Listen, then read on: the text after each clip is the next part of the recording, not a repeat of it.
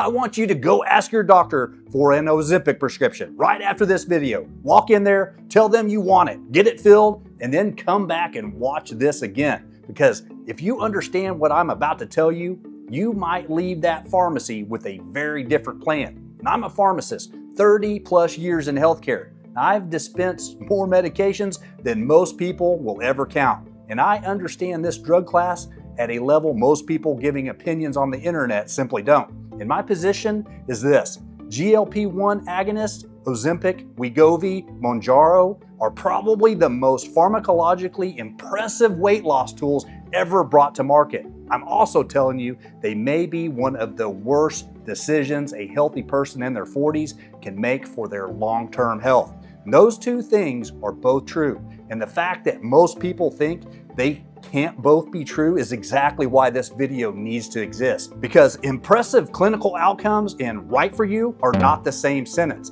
And right now, the people profiting from that confusion are pharmaceutical companies pulling in tens of billions of dollars annually from this drug class, while people like my friend Mike are living with consequences nobody warned them about. We'll get to Mike, and stay with me. But first, you need to understand exactly what these drugs are doing inside your body, because once you do, everything I'm about to say is going to click into place.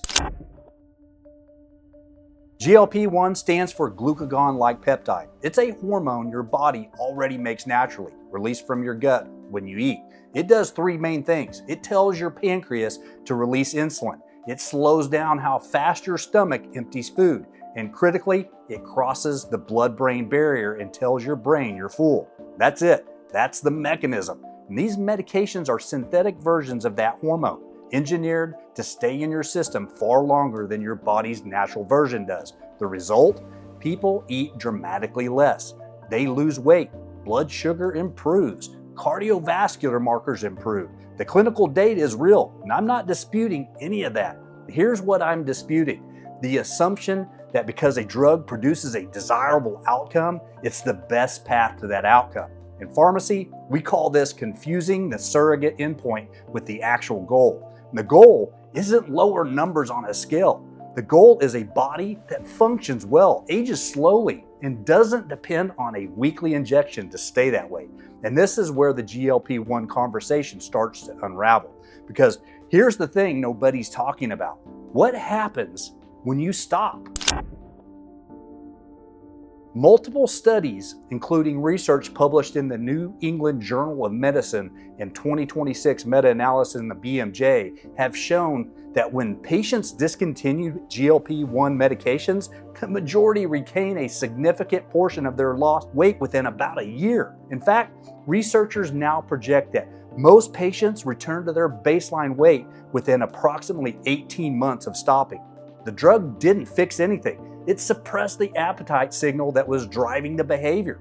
And the moment the drug leaves, the behavior returns. And that's not a weight loss solution. That's a subscription. And the subscription comes with a price tag most people aren't prepared for, financially or physically. We're talking roughly $900 to $1,300 per month without insurance coverage. We're talking nausea, vomiting, acid reflux, and constipation that some patients describe as debilitating. We're talking about a condition called gastroparesis, stomach paralysis, that a 2023 study published in JAMA found occurs at nearly 4 times the rate in GLP-1 users compared to other weight loss medications. And in some documented cases, it has been severe and persistent. And I want you to hold on to that because I need to tell you about Mike.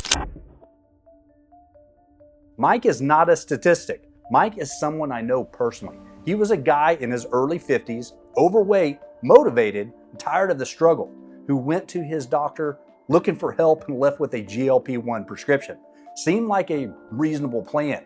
Within months, he developed severe gastroparesis. His stomach stopped moving food properly. He couldn't eat without pain, and he was hospitalized. And in the course of everything that followed, the medications, the complications, the interventions, Mike sustained what his doctors now describe as permanent short-term memory deficits. He's not the same person he was before that prescription. Now, is his case common? No. Side effects at that severity are not the typical experience. But here's what I need you to hear as a pharmacist. No benefit is worth a risk you weren't fully informed about.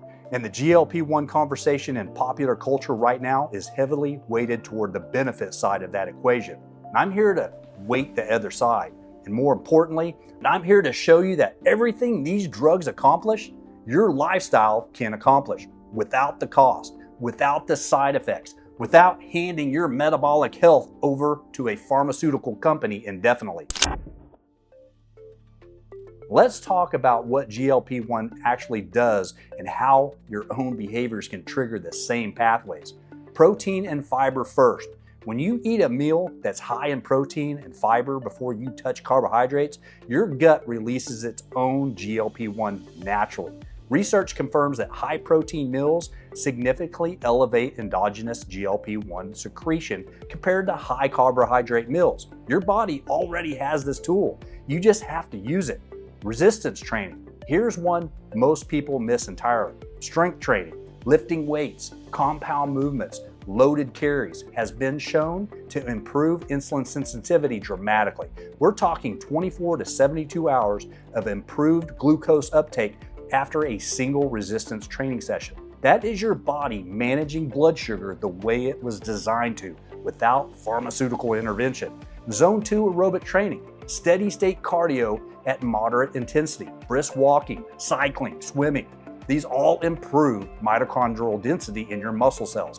That means your body gets better at burning fuel, more efficient, more metabolically flexible. This is what GLP-1 advocates say the drug helps with. Consistent aerobic training delivers it, and the adaptation stays with you. Sleep. This one gets almost no attention in the GLP-1 conversation. Poor sleep, less than 7 hours, directly disrupts ghrelin and leptin, the hormones that regulate hunger and fullness. Research published in the Annals of Internal Medicine found that sleep restriction increased hunger by 24%. If you're fighting hunger every day, you might not have a medication deficiency. You might have a sleep deficiency. And I also want to mention that nutritional support during this process matters. When your body is rebuilding metabolically, improving insulin sensitivity, recovering from exercise, building muscle, it has specific needs. That's the whole reason we designed the muscle pack at NuLifeSpan. Pharmaceutical grade ingredients that support the metabolic work you're putting in. Not a drug, not a shortcut, reinforcement for the real work. You'll find more info in the description below. Look, I want to be fair. Are there patients for whom GLP-1 medications represent a genuinely appropriate medical intervention? Yes. People with type 2 diabetes, people with severe obesity and comorbid conditions where the clinical risk-benefit calculation shifts. This isn't a blanket condemnation of the entire drug class, but that's not who's driving the research volume on GLP-1s right now. What's driving this search volume is healthy people, people in their 40s and 50s who are frustrated, who want results faster than lifestyle change delivers them, and who are being told by social media that this is the future of weight loss. And to those people, I'm saying, as a pharmacist, as someone who's watched these medications up close for years, as someone who watched Mike lose a piece of himself to this decision, you deserve the full picture. Your body was built to regulate metabolism. It was built to manage blood sugar, control appetite, and burn fat efficiently. Those systems can be restored. They can be optimized with food, with movement, with sleep, with consistency. That is not a consolation prize. That is a better outcome. One your body owns permanently with no prescription required. If this video made you think twice, or if you've been considering a GLP-1 and you just want to hear both sides before you decide, share this with someone who needs it. And hit subscribe for more evidence-based content built specifically for people over 40 who are serious about the long game. Drop a comment below. Have you tried a GLP-1 or are you considering one? I want to know where you're at, and I read every single one. And this is JD from NuLifeSpan. Your health is worth the harder road. I'll see you in the next one.